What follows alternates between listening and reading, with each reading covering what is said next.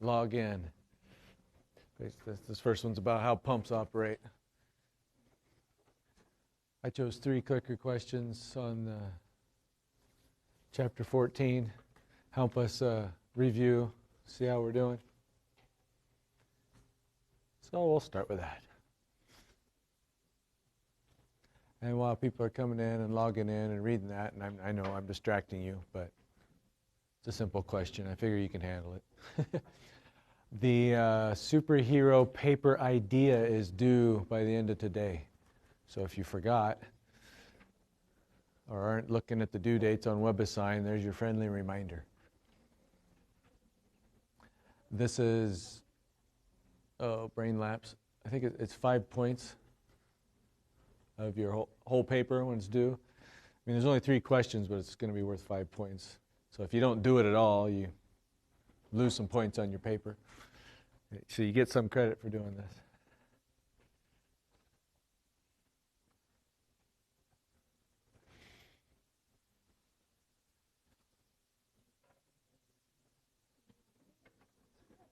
Is anybody's logging in not working at the moment?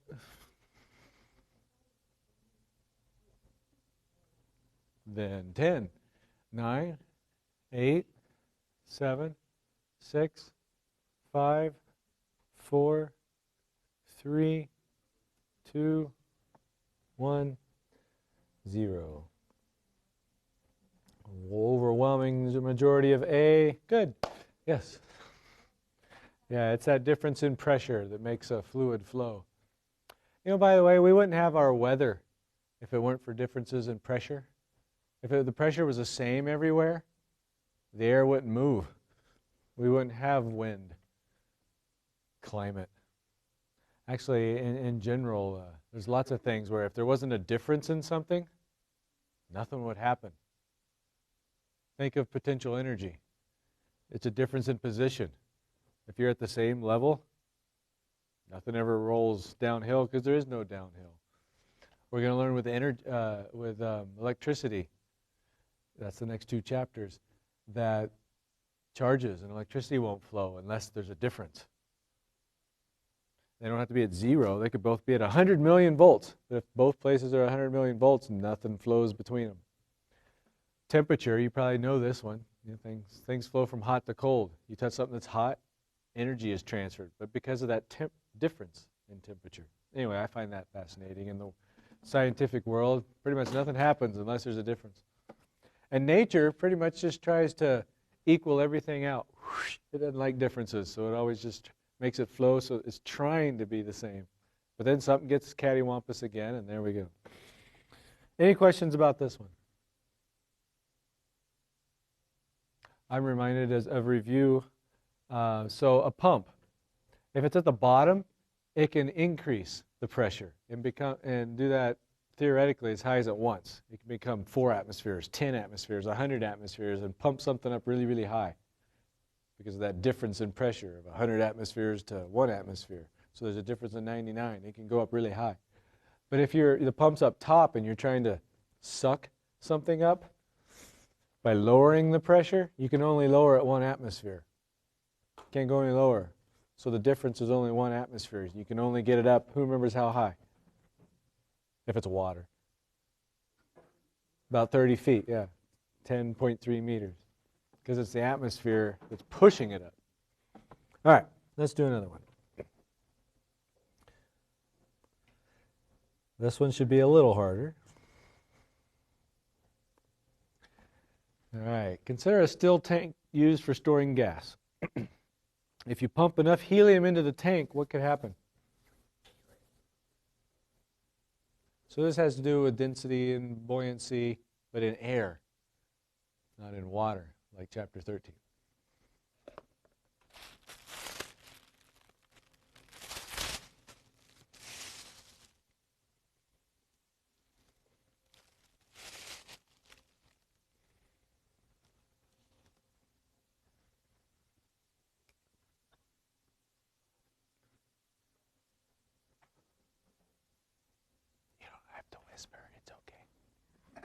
Or, who likes the movie Elf?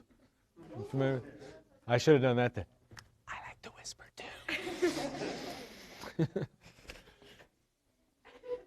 Today has just been oddly quiet. Fridays this semester I found coming into campus it's quieter. The bus is always more empty, but today especially, you know, before spring break, it's just oddly quiet. So it doesn't feel right. So talk all you want.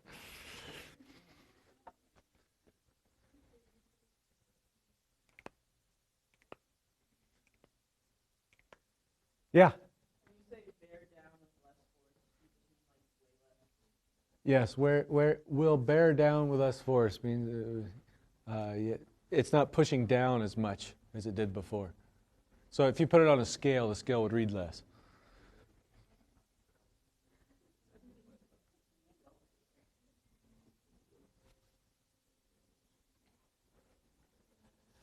Ten, 9, 8, 7, 6, 5, 4, 3, 2, 1, 0. Meh. All right. I thought this one would be a little more divisive. Most people B. Correct answer is, and now we'll discuss it.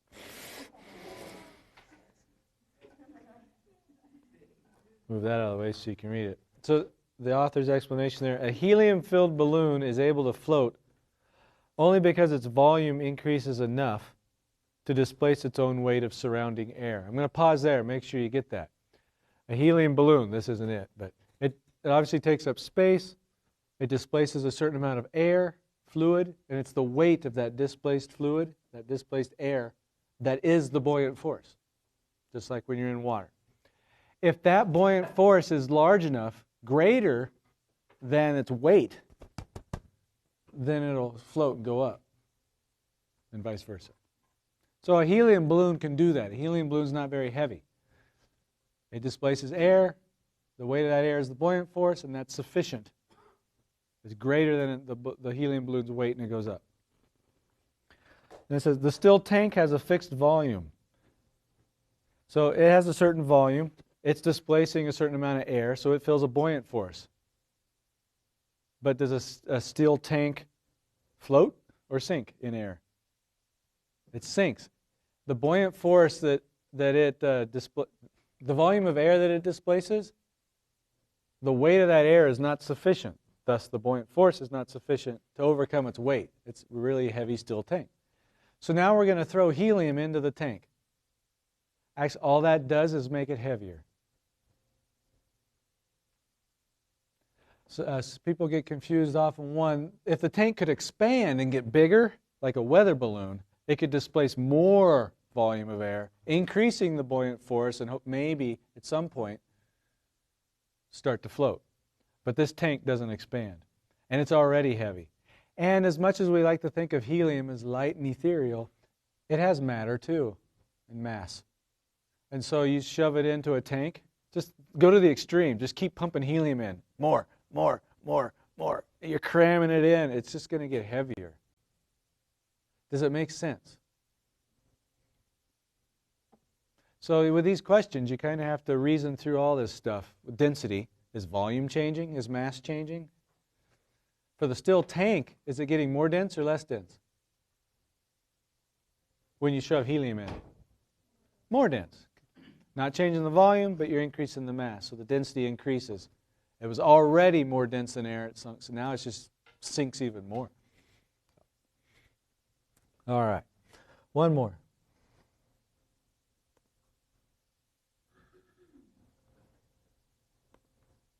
I got to admit, I like that question too, because it just seems intuitive, right? Helium makes everything float, so throw it in.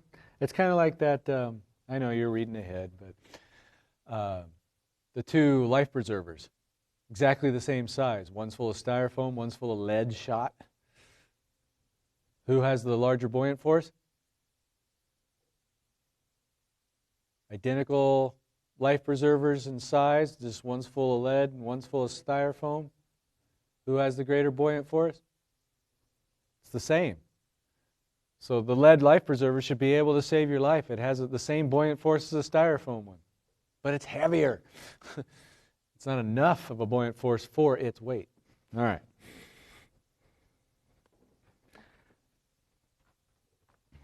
This is what we did at the end of the last class, where we started moving the air, or the fluid in general. You guys remember which way it goes. If you can find this water in a pipe and the water speeds up,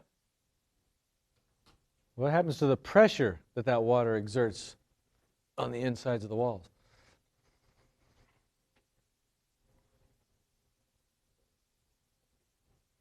You guys answered fast. That's a good... Is the water getting out successfully, or is it stuck in the speed? It's confined. It says it's confined.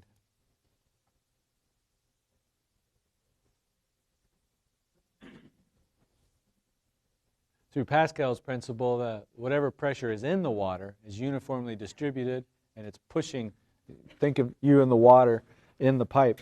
It's pushing out perpendicular to the surfaces. If we poked a hole, it would squirt out perpendicular. But right now it's confined. So if we speed that water up and make it go faster, does something happen to that pressure inside? 10, 9, 8, 7, 6, 5, 4, 3, 2, 1. Well, it's still fresh in your minds. That's why we're kind of split. But the majority do have this one. It decreases. Bernoulli's principle is this one. And that's what it states. That an increase in speed of the fluid causes a corresponding decrease in pressure, and vice versa. They go hand in hand. That's Bernoulli's principle. So I have a few more demonstrations of that to help sink it in.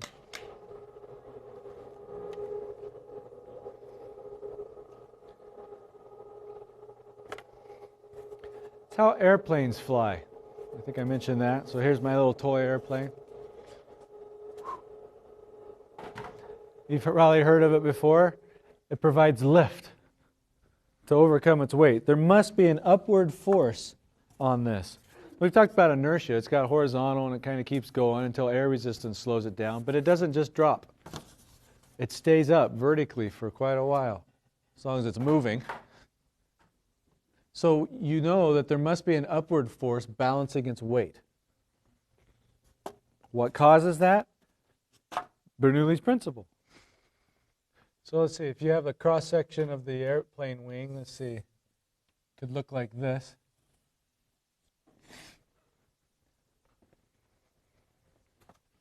So, from your perspective, looking in at it, what is the air doing? It comes along, and here it's kind of a frame of reference thing. We can look at our frame of reference, pretend like the plane is at rest. Actually, our frame of reference is the plane moving through the air. From the frame of reference of the plane, it's the air is moving past it. So the same effect. Since it's easier to draw the lines moving, I'm going to do that. It comes here, and what's it do? It hits. It tries to bounce off. Some of it does that. But it's getting constricted. Kind of like our continuity equation, where we had a big space and a small space. As we just said, as it gets confined, it finds a way around usually, or through, and it speeds up, and the pressure drops. That's Bernoulli's principle. So you can think of this similar to that. It gets here, and it gets deflected. And this one comes in, and it gets a little bit. And this one, a little bit. And another one. And at some point, they're not affected anymore up here.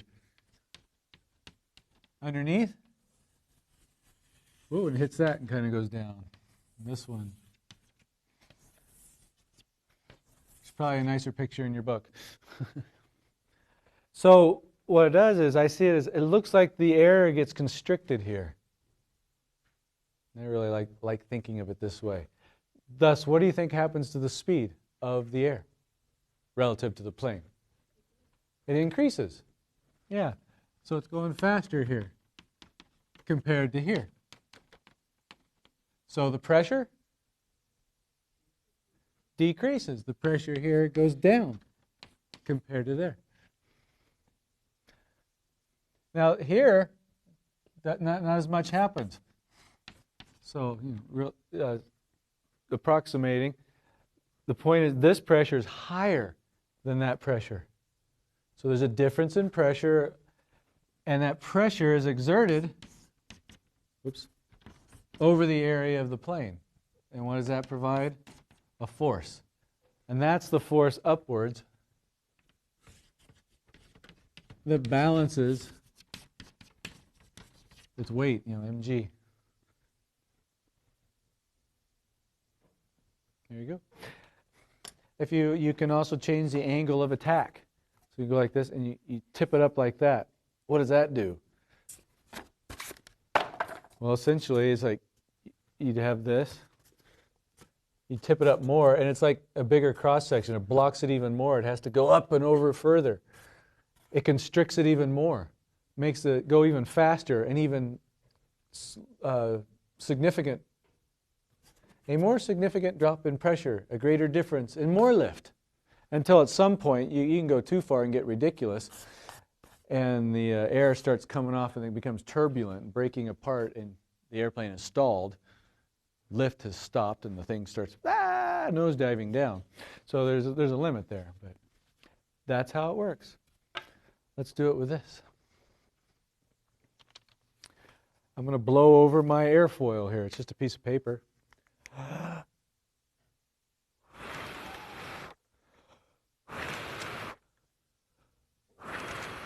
See how it rises up? I'm only blowing on the top. Air moves faster, there's less pressure.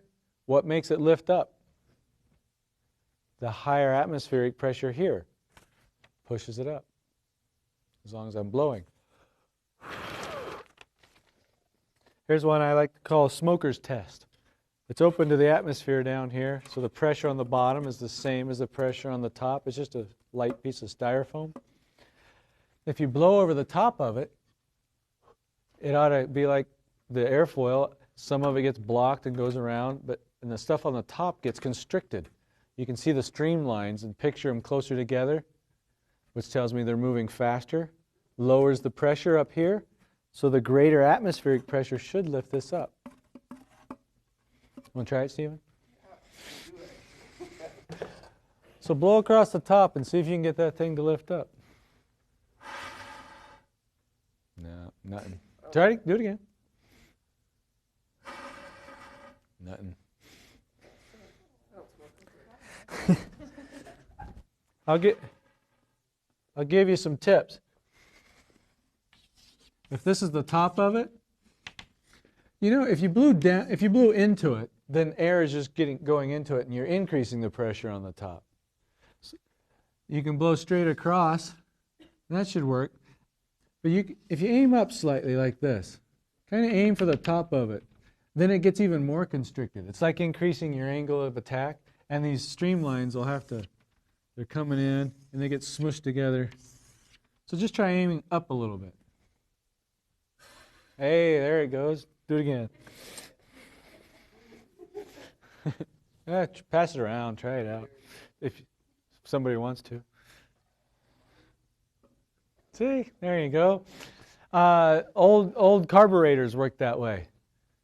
I always get it mixed up when I actually go to say it, but I know the fuel. Help me out. Who's a mechanic in here? The air is coming across, and then because the air is going faster, there's less pressure, and so the greater pressure down here lifts the gas, right, up into the airstream. And now you have oxygen and fuel mixed together that go into the cylinder to be ignited. But that's how they mix. It just blows the air past. That increase in speed drops the pressure, and you can raise the gas up that way. Yeah. Does Bernoulli's principle only happen in an open system, or Bernoulli's principle technically has actually lots of restrictions, and I'm generalizing a lot. It only works along the streamline. It's only the internal pressure. It has to be in an uncompressible fluid, and generally you can think of it working better in a confined system like water in a pipe than like this. But in other words, it gets messy and complicated. But this works. Everything I've told you is true. When you're going over the top, the fluid's definitely going faster. There's definitely a corresponding drop in pressure. And Bernoulli's principle can predict this exactly. And how much force you would get for lift on an airplane wing. They just have to isolate their system and define what they're talking about. Because this looks like it's nice and open, the air. But along that streamline, right in here, everything holds true. Is that helping? Basically, I was getting at, there's a lot more to your question than I'm telling, yes. But yeah, it works. I think, was there a question? If you blow over a hill, the wind, the weather blows over a hill. I think that was your pre-lecture question last time. And you got wind blowing along. It's going to get constricted there. Just like an airplane wing. And so there's a corresponding drop in pressure there. And that's often why clouds form. It's also because air is forced up, the pressure drops. There's other reasons, but that is true. How about a groundhog or gophers or something? They have these tunnels.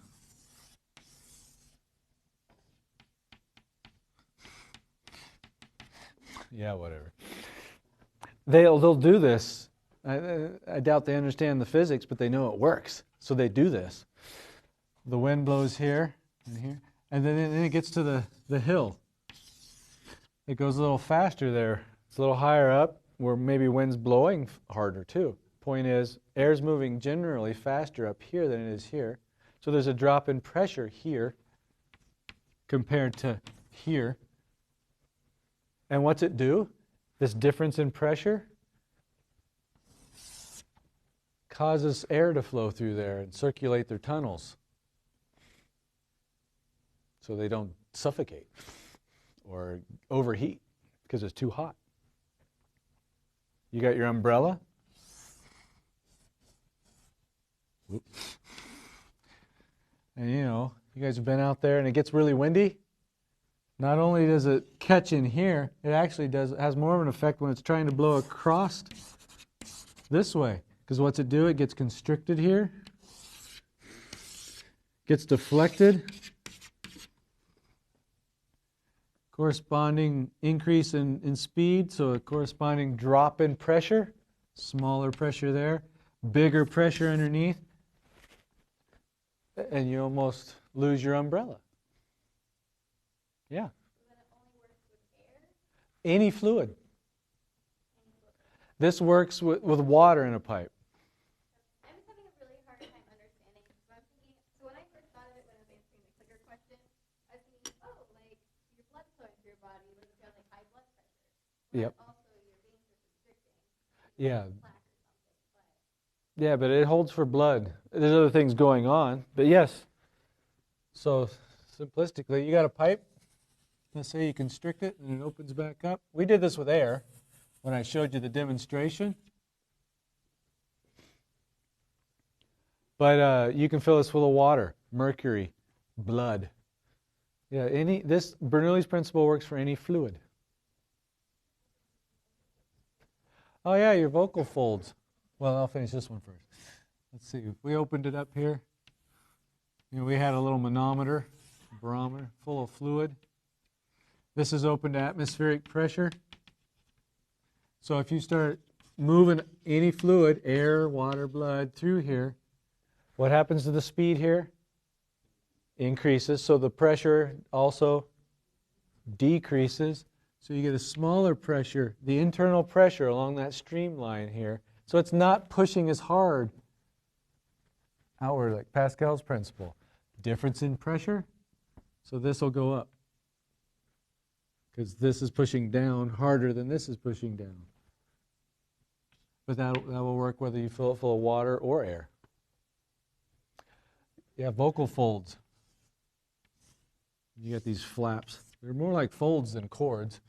And yeah, you blow air through there. This is like looking from the top or bottom down. And these open and close, phonation, whatever. And yeah, they often close. You blow air through it, well, it's constricted, so the pressure drops, and they slam shut.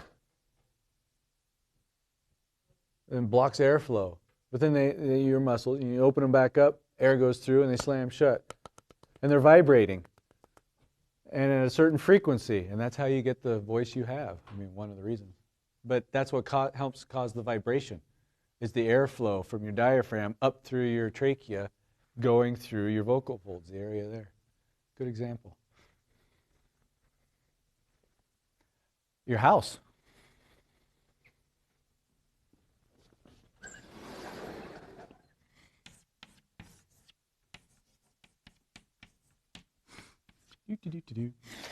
And the wind blows, right?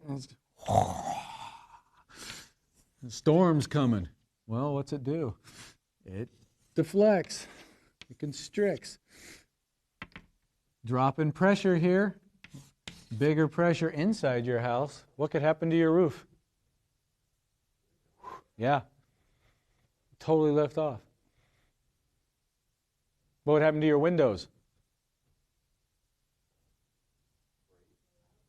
They could blow out because the pressure inside your house will be larger than the pressure outside where the air is moving faster.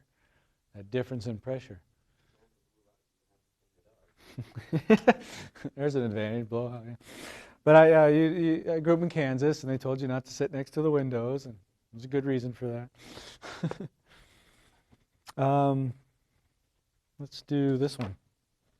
I'll start with this one. This is an old spool of thread, piece of paper. I just have a paper clip to center the circle here. I'm going to blow through the spool. It's not sticky, it falls. But if I blow through it, whoop.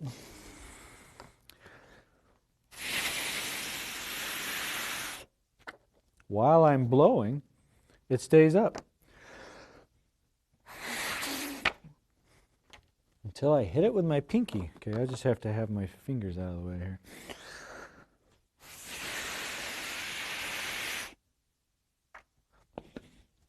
The idea is the air goes through the spool and then gets sandwiched in here and gets squirted out. Well, it's going faster. Gets constricted. So there's less pressure between these two. And the air pressure, atmospheric pressure, holds them together. As long as that air that's in the middle is sandwiched.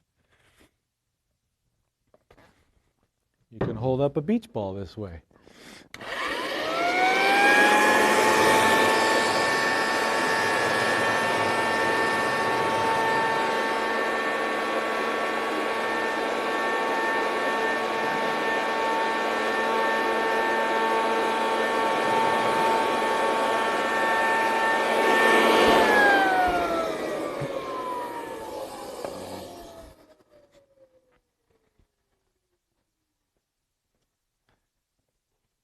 So you got the ball and you got air coming up.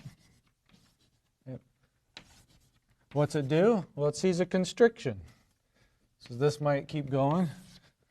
These kind of get deflected. They come around.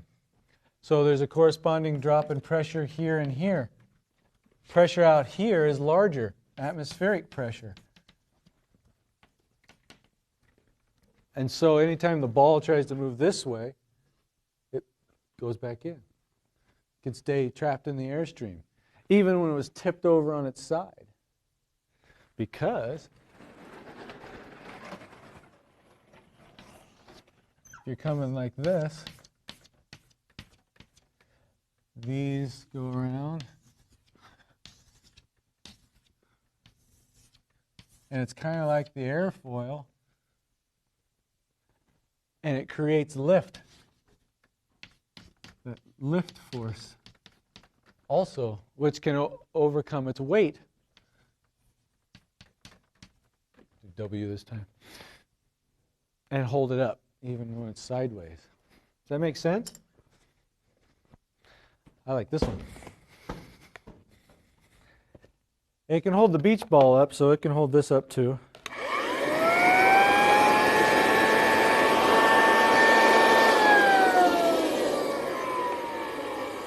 I'm going to make it come out through a funnel now. What will happen? Will it go higher, stay put, or maybe not work at all? Ooh, you get majority not work. Why? Oh yeah, I'm spreading it out. It's going back into an opening now, not a constriction. Let's try it.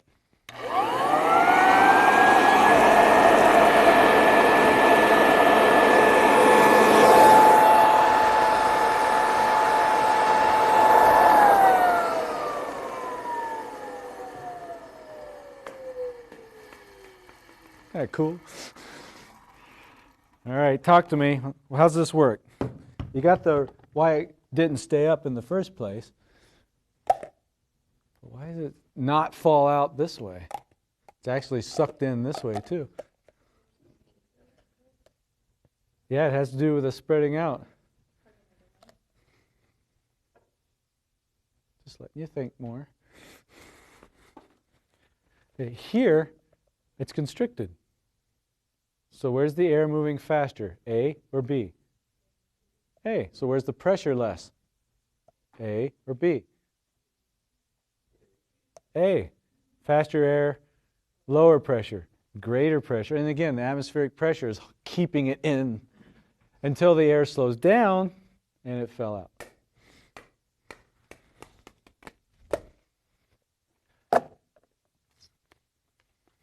Boomerangs can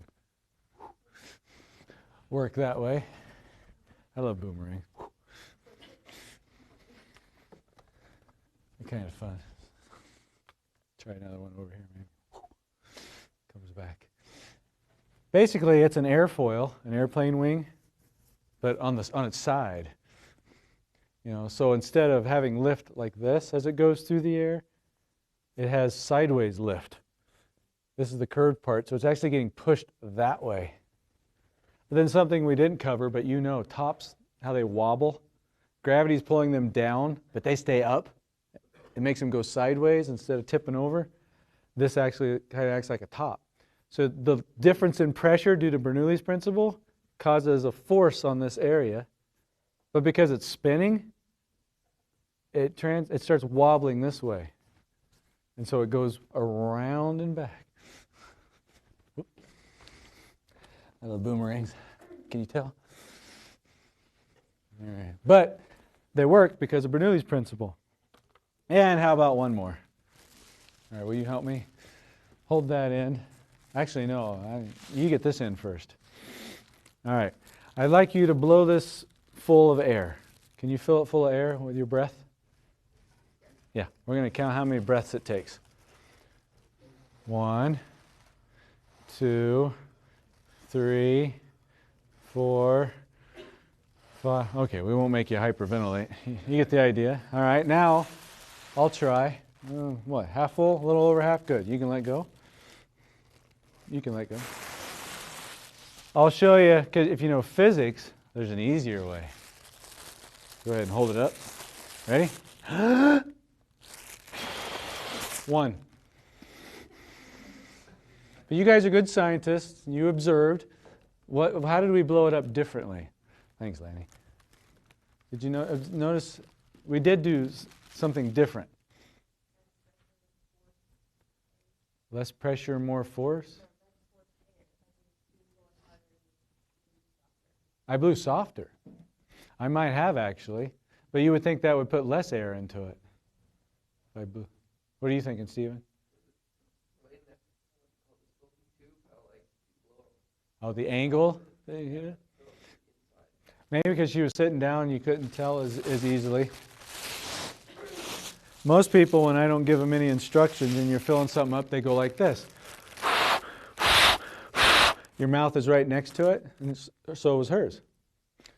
You did it just like I was hoping you would. I don't know if you noticed, I stayed back a little bit.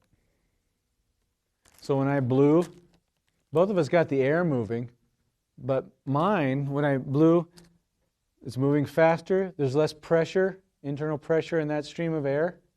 So the atmospheric pressure, which is greater, actually pushed more air in the room into the bag with it. So it's kind of like my breath, my blowing of air, grabbed other air and sucked it in with it, pulled it in with it, even though it was really the atmosphere pushing it in. Where if you have your mouth right on it, all you can get in there is whatever air is in your lungs. It'll take a while. If you do it this way, you can pull a lot more. That's called entrainment. Entrainment, if you care. But it has to do with some Bernoulli principles. This drop in pressure. Oh, there. Questions on fluids, liquids and gases. That was the end of 14 of what I had for you.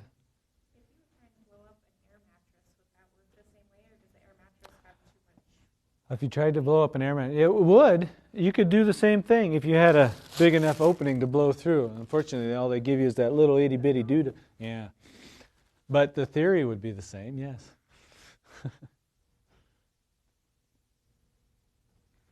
Yeah.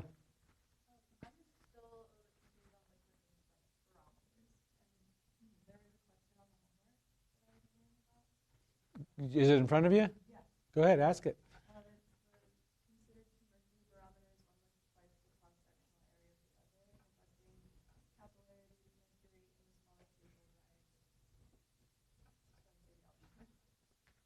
Yeah, go ahead.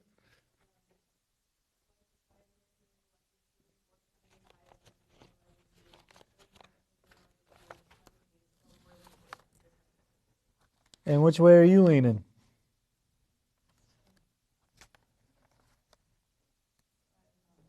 Not sure. What number is that? Thanks. I thought I hadn't printed that one out yet to have it handy, but I had. There it is, yeah. I'm just good that the answer that it says that I chose is the one I was thinking right now. So, good. Before I tell you wrong and confuse you. So basically, 2 barometers, one's twice as wide as the other. And basically, we want to know the heights, how they're going to compare. Is that what it asked? 2 mercury barometers, one with twice the cross-sectional area. So if this has A, this has 2A. And we don't have to worry about capillary motion or any of that stuff, being in a small tube or anything. All right, so why do they go, what do you guys think? Who thinks this one will go higher? Who thinks this one will go higher? Who thinks it'll be the same? Well, now we're getting some votes, and that's the most, okay, why? Why'd you say that? What are you thinking? Yeah.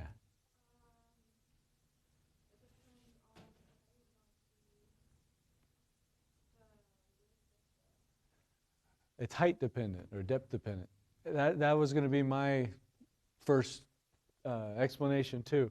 The pressure here and the pressure here is based on the density, mercury, gravity accelerating it down, and the height above it. It's depth dependent. So to be the same pressure here and here, at point B and C, these would have to be at the same H. This could be as big as the ocean wide, but pressure is depth dependent. It doesn't care how much volume you have, just how much is above it. We could just plug it in too. That you got the density of mercury and gravity, you get an H. That's the pressure here. And then you do the same thing over here. To have the same pressure, you'd see that it's the same H, even if you forget that. So this could even spread out like this. But because it's the same distance below the surface, or that much is above it, you'll still feel this exact same pressure here as you did in the original case, and if it's skinnier.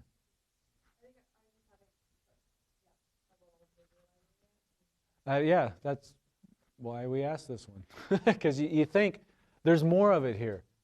Yeah, if we took this out, maybe this will help. If we took this out and weighed it, this, all of this, that would weigh a lot more than that, wouldn't it? That's throwing it off. But we're not comparing forces, weights. We're comparing pressures. Yeah. This one is spread over a larger area. So I can compensate for the extra weight. In essence. If we change the material, I went to Jupiter, but yeah, so pressure is only depth dependent. What's volume dependent? Buoyant force. That depends, it doesn't care how deep you are, it's just how much water you're displacing, fluid. Volume. Yes. Yeah, you pour mercury in here, it'll slosh, and they'll come to the same height. No matter what the shape. I did it early on. I don't think I ever said the name, but it was Pascal's vases. It had one where I had some blue fluid, and then it came through a pipe, and we opened it up into something, and then another one went skinnier, and I think one even went meet. Do you remember they all, when this came down, ended up the same height? Again, that's because they all have the exact same amount of water above them. So the pressure here, here, here, and here will be the same. Or thinking how it happens, this creates a certain pressure here because of that height. That pressure is evenly distributed here, here, and here. So how high will it push up the same fluid? To the same height. Because it has the same density, it's under the same influence of gravity, no matter what shape it is. Other questions? By the way, I know it's spring break, but I chose to, while this is fresh in your minds, this homework will be due Sunday. Then you don't have to worry about anything if you don't want to over spring break. Even though some people think it's a great time to start writing your paper, but whatever. The draft will be due, 2 weeks after we get back from spring break. But so yes, on this chapter 14, your homework will be due Sunday. I'm not going to wait another week because you'll forget it, right?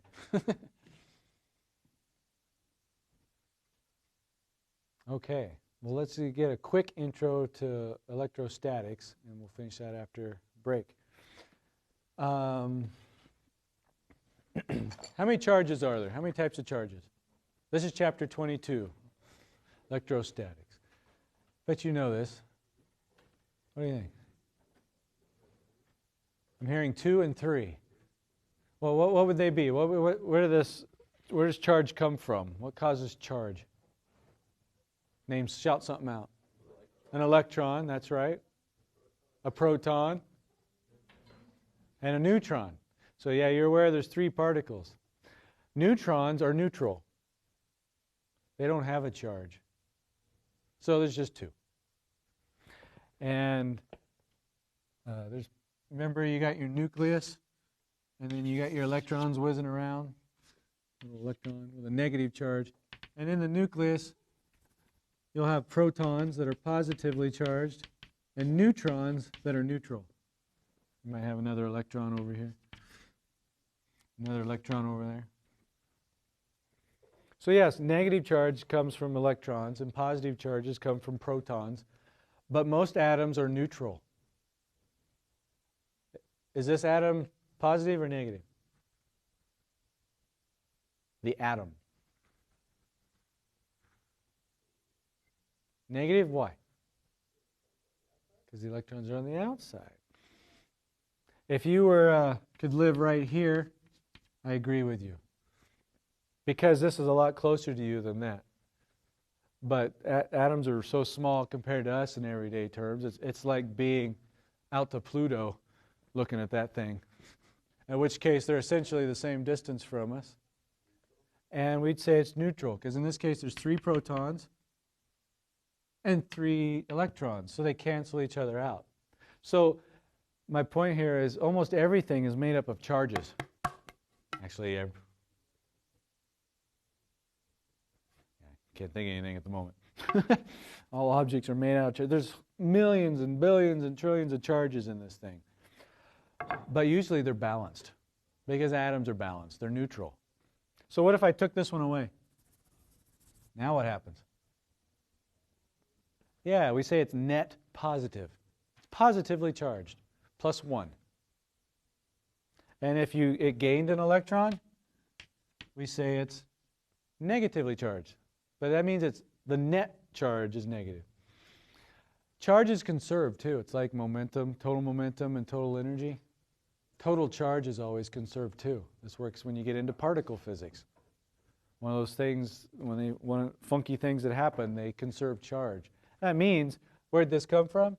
Well, it came from another atom.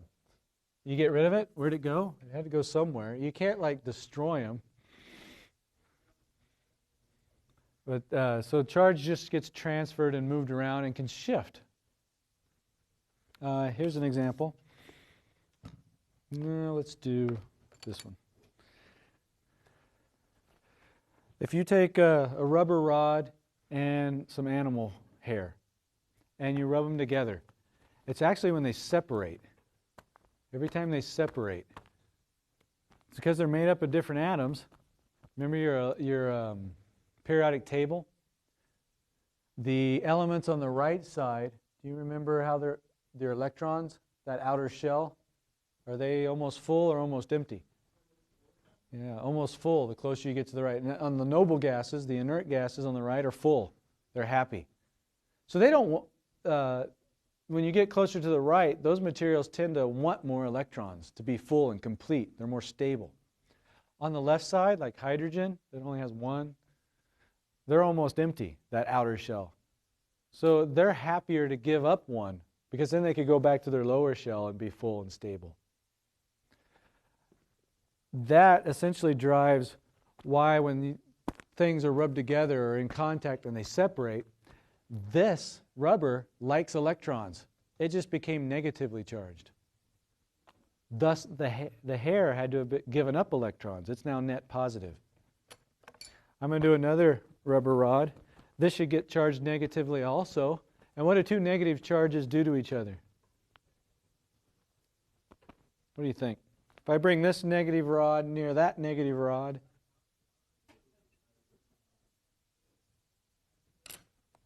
let's make sure they're negative.